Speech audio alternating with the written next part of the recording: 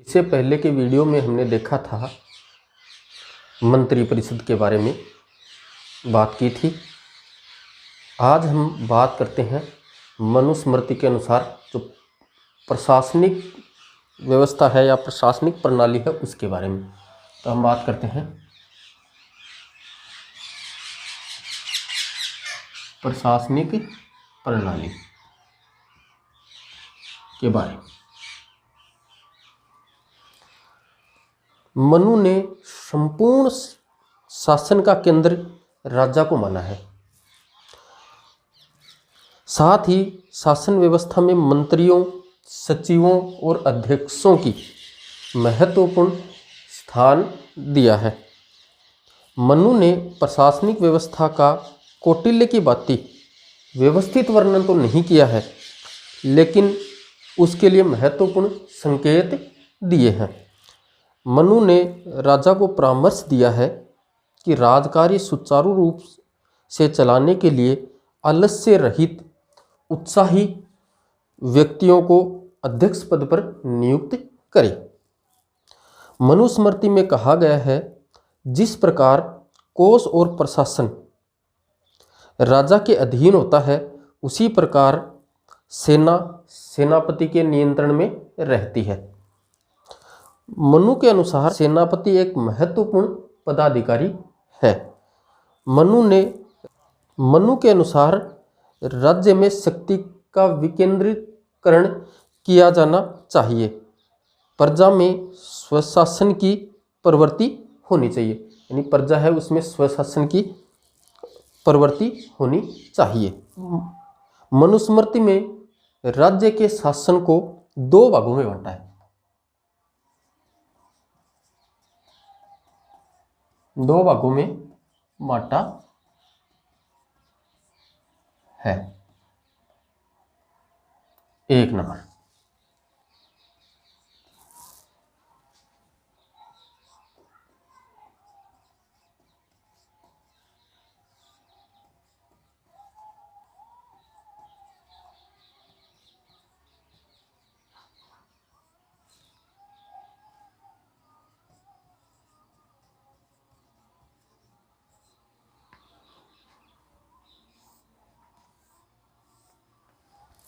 मनुस्मृति में राज्य के शासन को दो भागों में बांटा गया है, पूर्व एवं राष्ट्र में। मनु का मत है कि वृक्ष, घास, जल आदि से युक्त ऐसे भूभाग पर जहाँ विद्वान, शूरवीर पुरुष निवास करते हों, पुर अथवा नगर की स्थापना की जानी चाहिए। यानी जहाँ पे शूरवीर, विद्वान पुरुष निवास करते हो, वहाँ पे पुर अथवा नगर की स्थापना करनी चाहिए। मनु ने शासन की सबसे छोटी इकाई ग्राम को माना है।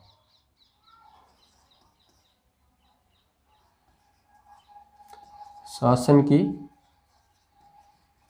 सबसे छोटी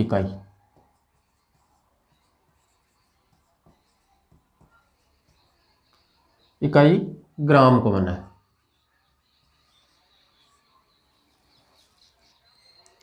ग्राम के उत्तराधिकारी को रक्षक कहा है। यानी इस ग्राम का जो अधिकारी है उसे रक्षक नाम दिया है। मनु ने नगर के प्रशासन हेतु एक शूरवीर, तेजस्वी व विचारवान उच्च अधिकारी की नियुक्ति का परामर्श दिया है। एक शूरवीर, तेजस्वी और विचारवान जो पुरुष है उसे अध्यक्ष पद के लिए नियुक्ति का परामर्श दिया है। अब आगे पढ़ते हैं अधिकारियों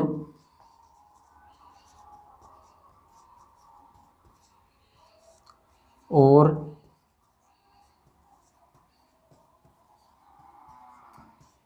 कर्मचारियों पर नियंत्रण।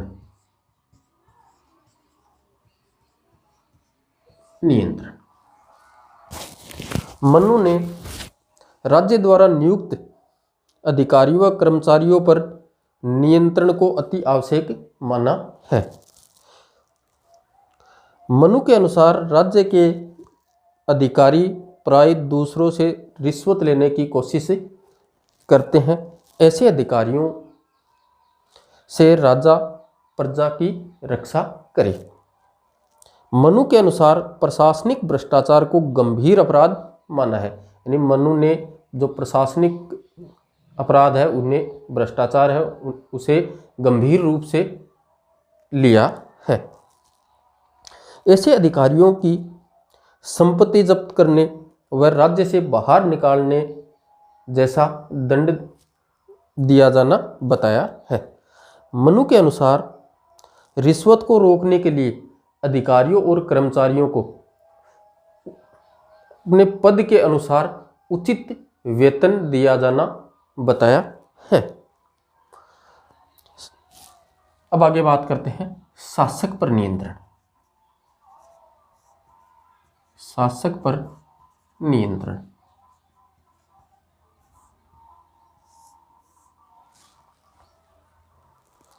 मनु ने शासक की निरंकुशता के विचार का समर्थन नहीं किया है। मनु ने शासक पर नियंत्रण का भी उल्लेख किया है। मनु ने शासक पर नियंत्रण दो भागों में बताया है। पहला,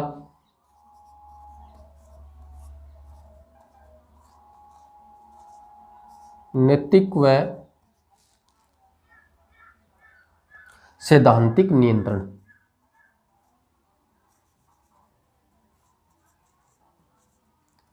सैद्धांतिक नियंत्रण। दूसरा बताया है संस्थागत नियंत्रण।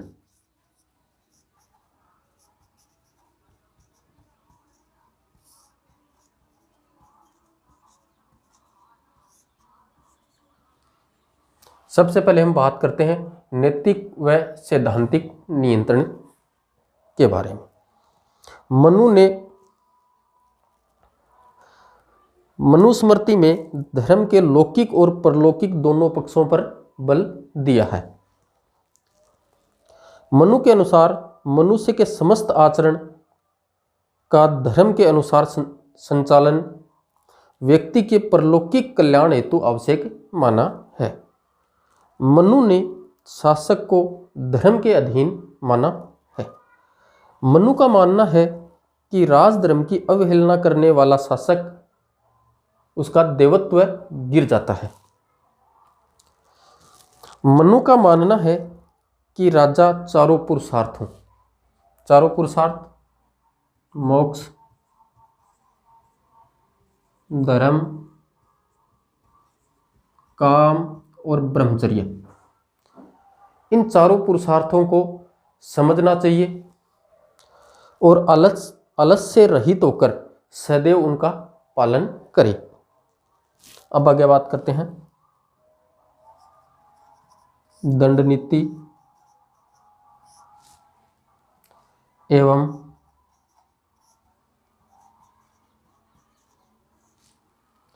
न्याय